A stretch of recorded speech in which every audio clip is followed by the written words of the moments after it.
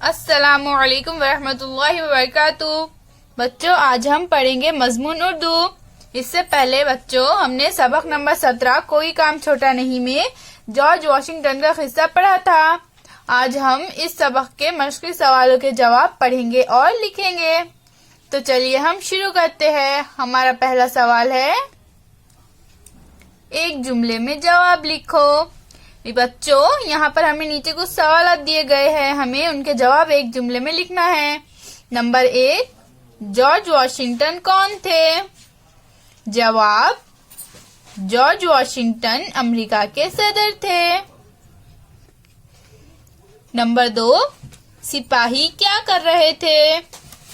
जवाब, सिपाही दरख्त को रास्ते से हटाने की कोशिश कर रहे थे। नंबर 3, सिपाहियों को कौन डांट रहा था? जवाब, सिपाहियों को इनका अफसर डांट रहा था। नंबर 4, वॉशिंगटन ने अफसर से क्या कहा? इसका जवाब है बच्चों, जवाब, वॉशिंगटन ने अफसर से कहा, भाई इन सिपाहियों को डांटने की बजाय तुम इनकी मदद क्यों नहीं करते?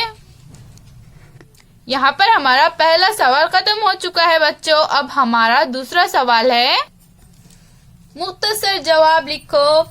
यहाँ पर हमें एक सवाल दिया गया है बच्चों, हमें इसका जवाब मुख्तसर लिखना है। तो हमारा सवाल क्या है बच्चों? हमारा सवाल है नंबर 1, सफर पर आगे जाते हुए वॉशिंगटन ने अफसर से क्या कहा? इसका जवाब है बच्चों, जवाब, सफर पर आगे जाते हुए वॉशिंगटन ने अफसर से कहा, जब कभी आपको ऐसे कामों में मदद की जरूरत पड़े तो अपने सदर को बुला लिया कीजिए, वो आपकी खिदमत के लिए हाजिर हो जाएगा। अब हमारा अगला सवाल है बच्चों, सबक पढ़कर खाली जगह में मुनासिब लफ्ज लिखो। यहाँ पर हमें नीचे कुछ खाली जगह दी गई है बच्चों, हमें सबक पढ़कर इन खाली जगह में मुनासिब लफ्ज लिखना है। नंबर 1, वॉशिंगटन डैश लिबास में थे।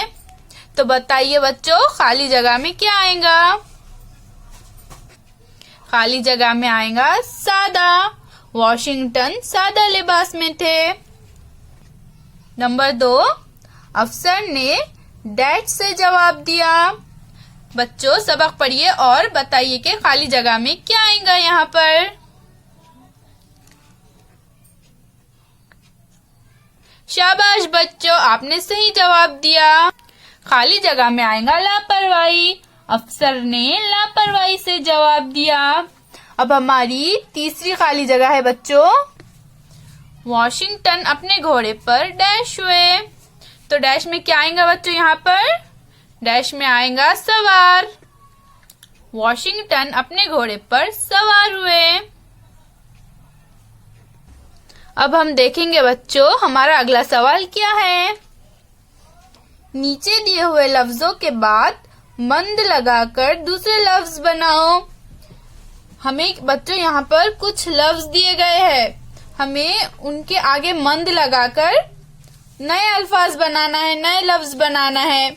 जैसे यहाँ पर अक्ल दिया गया है, हमने अक्ल में मंद जमा करे, अक्ल जमा मंद, तो नया लफ्ज कौन सा बना? अक्लमंद। यानी यहाँ पर हमने क्या किया?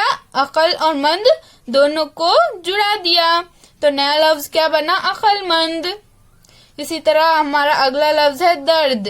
हमने यहाँ पर दर्द में मंद जमा किया, यानी दर्द के आगे मंद लगाया, तो नया लफ्ज क्या बना? दर्दमंद। इसी तरह दौलत, दौलतमंद, तो नया लफ्ज क्या बनेगा? दौलतमंद। इसी तरह फायदामंद, होशमंद, गैरतमंद। इसी तरह से यहाँ पर बच्चों हमने क्या किया? ये जो लफ्ज हमें दिए गए थे, हमने उनके आगे मंद लगाकर इस तरह से नया लफ्ज बनाया। उम्मीद है बच्चों आपको ये सवाल जवाब समझ आ गए होंगे। फिर मिलेंगे। अल्लाह हाफिज।